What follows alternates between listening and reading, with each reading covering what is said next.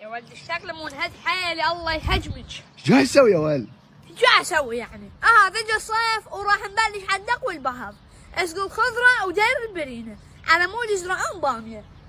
ترى الباميه ما ذيك السنه بعدها بالمجمده، شو يسوون بالخضره ما ادري.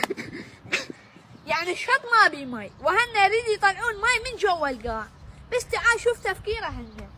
يعني حافرين حفره على مود نجيب المي بالسطل ونحطه بالحفره، ونشغل البرينه على مود تذب المي بالخضره. زين ليش ما اجيب المي واحطه بالخضره؟ مو هديت حالي كسرت ظهري. يعني حتى الملابس مال المدرسه تشققت. ويقولوا لي ليش ما تنجح؟ اذا انا اجي من المدرسه قبل على الخضره. يعني بالامتحان شو اكتب لكم؟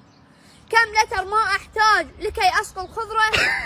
تعال عمنا ادبش على البرينه، شنو هالخضره خائسه؟ اوه ماي جاد يا بويز.